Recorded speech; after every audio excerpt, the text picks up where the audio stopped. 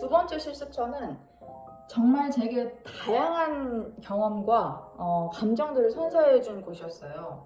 그리고 두 번째 실습처는 조금 더 적응하기가 쉬웠던 이유가 뭐냐면, 근데 어느 날 19년도 중반쯤으로 기억을 하는데 한창 서티4를 배우고 있는 시점이었어요. 일이 너무 없다 보니까 매니저가 어느 날은 저를 불러서 얘기를 하더라고요. 그리고 실습 시간을 채워서 나는 내가 원하는 방향으로 가야 되는데 온 지구가 정말 나를 안 도는 느낌이었어요, 당시에는. 그렇다고 제가 코로나 치료제를 만들 거야? 어떡할 거야? 너는 이제 일감이 없으니까 나오지 않아도 될 것 같다. 나는 어떻게 될 것인가? 과연 이 코로나가 괜찮아질까? 실습을 내가 채울 수 있을까? 그렇다고 상황이 호전될 때까지 손 놓고 기다릴 수만은 없었거든요. 나오지 말라고 했는데 마치 그걸 못 들었던 사람이냐 잊어버리냐 가요. 그러면서 제가 마지막에 문을 나오면서 무슨 얘기를 하게 되냐면, 제가 진짜 간절하게 부탁을 했거든요. 바닥까지 내보인 절박함이었어요, 당시에는. 저는 당시에 너무 그 경험이 신기했어요. 전혀 저도 예상하지 못했던 시나리오였고, 믿지야 본전이라는 마음으로 이제 용기를 낸 건데 그게 먹힌 거야. 남자들 사이에서 도는 루머를 모든 트레이너 분들이 남자분이셨고, 나를 도와줄 수 있는 누군가라기보다는 그냥 제 눈에는 모든 사람이 같은 남자로밖에 비춰지지 않았었던 것 같아요.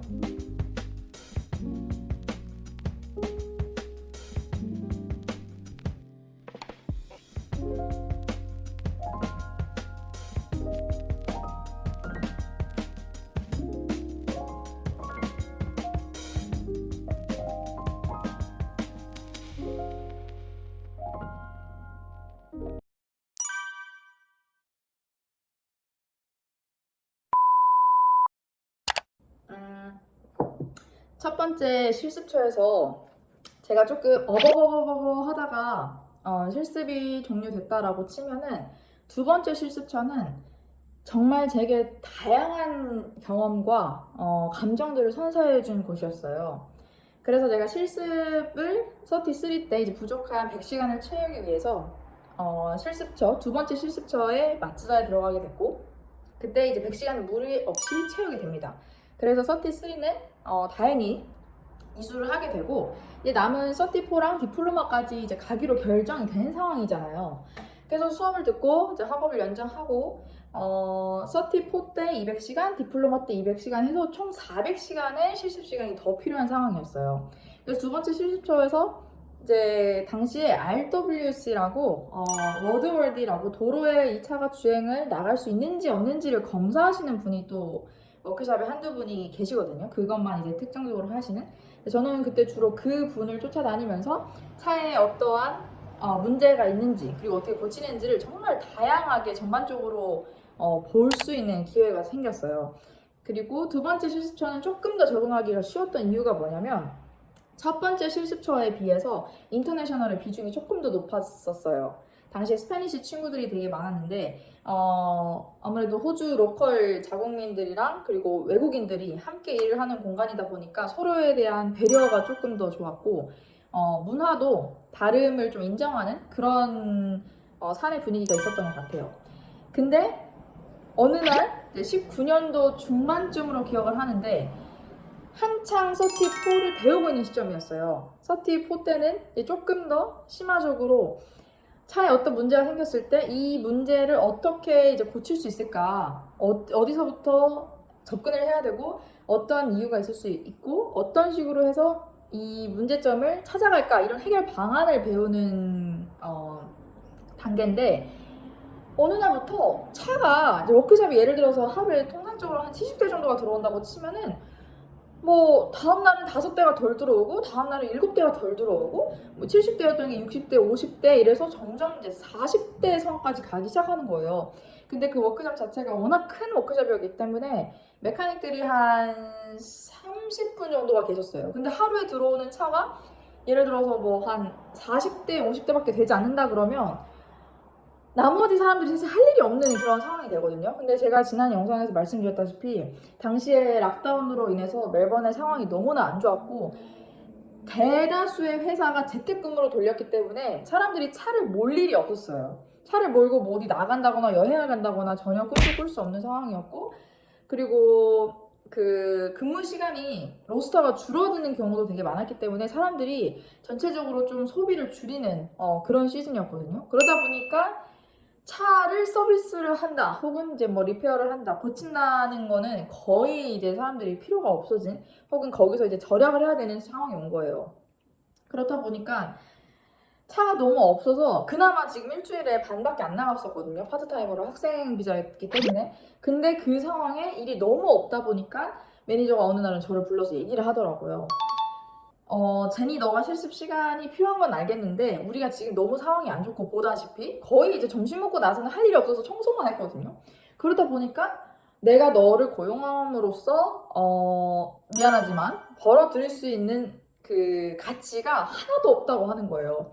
당시 너무 좀 충격을 받았어요. 어린 마음에 충격도 받았고 현실이 뭐 어쩔 수 없다는 걸 수긍을 했지만 나는 이제 그 실습을 채워야지 졸업을 할 수 있는데 왜 상황은 이렇게 자꾸 안 좋게만 흘러갈까? 그리고 내가 영어 공부도 이제 열심히 해서 원하는 점수를 받아냈는데 그럼 이제 실습 시간을 채워서 나는 내가 원하는 방향으로 가야 되는데 온 지구가 정말 나를 안 돕는 느낌이었어요. 당시에는. 그렇다고 제가 뭐 코로나 치료제를 만들 거야? 어떡할 거야? 저도 당시에 너무 이제 겁이 나는 상태였거든요. 외국에 혼자 있고 뭐 가족들은 맨날 뭐 괜찮냐고 카톡 오고 친구들도 한국에서 호주 상황 어떠냐 물어보고 뉴스를 틀면은 봉쇄령 내리는 그런 것들 뭐 전혀 듣도 보도 못한 바이러스였으니까요 당시에는. 그래서 그렇게 해서 제가 잘려요. 결론부터 얘기를 드리자면 너는 이제 일감이 없으니까 나오지 않아도 될 것 같다. 대신 우리가 상황이 언젠가 호전이 되면은 부르겠다. 이제 이렇게 된 상황인데 수업은 계속 일상적으로 흘러가고 있었거든요. 그리고 시간은 계속 가고 있었고 졸업 시즌이 오고 있었고 시간은 한정이 돼 있는데 실습을 하지 못하면 졸업을 못하는 상황이 된 거예요. 그래서 제가 아직도 기억나요. 금요일날 제가 퇴근 시간에 그 얘기를 듣고 월요일부터 나오지 말아라 였거든요. 근데 곰곰이 이제 주말에 생각을 해봤어요. 이거를 안 나가면 나는 어떻게 될 것인가? 과연 이 코로나가 괜찮아질까? 실습을 내가 채울 수 있을까? 그렇다고 상황이 호전될 때까지 손 놓고 기다릴 수만은 없었거든요. 그리고 제가 첫 번째 실습초에서 한번 이제 사고를 쳐서 잘려본 경험이 있었기 때문에 두 번째 실습초에서 그런 일이 생겼을 때는 조금 더 뭐랄까 대처 능력이 생겼던 것 같아요. 내가 부당하다고 생각하는 것에 대해서는 목소리를 내야 된다는 것을 배웠고 그리고 학생이 신분이었기 때문에 잃을 것도 많진 않았어요. 내가 못한다는 것을 인정을 하고 기회를 달라 뭐 난 더 배우고 싶다 라는 것을 좀 더 강하게 이야기를 해도 그게 어느 정도 먹힐 수 있는 위치라는 것을 제가 첫 번째 실습초에서 잘리면서 강하게 깨달았거든요. 그래서 제가 주말에 한참 생각을 하다가 내린 결정이 뭐였냐면 월요일 아침 됐어요. 나오지 말라고 했잖아. 근데 제가 같은 시간에 제가 항상 이제 기차를 타고 출퇴근을 했었으니까 같은 시간에 같은 옷과 같은 신발을 착용을 하고 같은 시간대에 기차를 타고 제가 그냥 가요. 나오지 말라고 했는데 마치 그거를 못 들었던 사람인 양 잊어버린 양 가요. 그래서 제가 그때 당시 8시부터 아마 일이 시작했을 텐데 마찬가지로 한 7시 반쯤 혹은 그것보다 조금 더 일찍 가서 매니저를 기다려요. 얘기도 안 했지. 근데 매니저가 월요일은 출근한다는 걸 알았기 때문에 매니저 오피스 옆에 앉아가지고 기다려요. 그러니까 이제 매니저 도착을 했어. 그래서 이제 너 왜 이제 이렇게 서로 계속 상황이 된 거야. 너 여기 왜 이렇게. 그래서 제가 10분에서 15분만 나한테 수유를 해줄 수 있겠냐라고 하면서 같이 오피스로 들어가요. 그래서 제가 당시 무슨 얘기를 했냐면 내가 지금까지 실습을 해오면서 배웠던 것들 제가 그때 주말에 이제 막 노트를 했었거든요. 그 출근하는 기차 안에서도 생각을 많이 정리를 했었고 좀 더 배우고 싶은 것들 직원으로서 봤을 때 이 워크숍이 조금 더 개선되기 위해서 필요한 것들 이런 것들을 누가 물어보지도 않고 시키지도 않았는데 그 포스트잇 같은 데다가 적어가지고 제가 그거를 한 10분 동안 얘기를 해요. 내가 이러이러한 걸 배웠고 기회를 줘서 정말 고마웠다라는 얘기는 당연히 했고 그러면서 제가 마지막에 문을 나오면서 무슨 얘기를 하게 되냐면 근데 나는 지금 인터내셔널이고 가족들도 모두 한국에 있고 돌아갈 데도 없고 지금 나는 호주를 나가면 국경이 봉쇄된 상태이기 때문에 들어올 수 있을지 없을지 모른다. 근데 나는 실습을 해야 되고 하고 싶고 나에게 기회를 준다면 워크숍에 일이 없다면 날 다른 부서로라도 배치를 해서 남은 400시간 중에 아마 그때는 당시 또한 2, 300시간이 남았을 거예요. 그거를 채울 수 있게 도와준다면 내가 절대 이 은혜를 잊지 않겠다라고 된 거예요. 어떤 부서든 상관없어요. 심지어 내가 세차를 하던, 내가 심지어 진짜 니네가 필요하면 뭐 아무거나 하겠다 그랬어요. 뭐 리셉션을 하든 전화 받는 걸 하든 뭐 또 뭐가 있었지? 막말로 진짜 세차, 청소 뭐든 하겠다. 대신 도와달라. 제가 진짜 간절하게 부탁을 했거든요. 바닥까지 내보인 절박함이었어요. 당시에는. 근데 그게 신기하게 매니저의 눈을 한 1분간 이렇게 정말 진심이 담긴 눈으로 응시를 하니까 조금 짠했나 봐. 매니저 입장에서는 제가 조금 짠했나 봐요. 그래서 매니저가 그 즉시 제 손을 붙들고 다시 워크숍으로 저를 복귀를 시켜줘요. 근데 저는 당시에 너무 그 경험이 신기했어요. 전혀 저도 예상하지 못했던 시나리오였고 믿져야 본전이라는 마음으로 이제 용기를 낸 건데 그게 먹힌 거야. 그래서 역시 하늘은 스스로 돕는 자를 돕는구나. 이제 이러면서 워크숍으로 다시 복귀가 됐고 남은 실습 시간을 채울 수 있게 됐어요. 근데 그 두 번째 실습처를 생각하면 아직도 마음이 아린 이유가 뭐냐면 제가 그렇게 복귀가 됐잖아요. 근데 당시에 매니저가 백인이었고 한 50대 중후반쯤 된 이제 아저씨였는데 그 아저씨의 손에 이끌려서 20대 아주 젊은 동양인 여자애가 다시 일터에 복귀가 된 상황이에요. 그리고 이미 동료들은 다 알았어요. 제니가 일이 없어서 잘렸다는 거를. 근데 얘가 보러를 되니까 다시 왔네?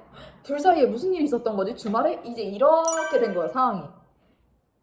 우리는 전혀 그렇고 그런 관계가 아닌데도 불구하고 제 3자의 눈에서 봤을 때는 그 상황이 남녀 혹은 로컬 자국민과 외국인 그리고 사장과 직원의 관계 이제 이렇게밖에 비춰지지 않으면서 제가 정말 원치 않았던 루머가 돌기 시작했어요. 근데 그 루머가 돈다는 걸 사실 제가 실습 시간을 채우러 나가면서 알았고 본의 아니게 이제 들리니까 알았고 당시에 진짜 모든 제 동료들이 약간 경멸스러울 때도 있었어요. 그걸 모른 척 해야 됐거든요. 그렇다고 내가 막 나서가지고 해명하자니 사실은 아닌 거를 갖다가 그리고 쉬쉬하면서 루머가 돌고 있는 상황에 제가 나가서 발언을 한다는 건 조금 지금 생각해보면 그렇게 했어도 됐을 텐데 당시엔 너무 무서웠고 그냥 나는 이 남은 실습 시간을 채워야 된다는 것밖에 생각이 없었어요.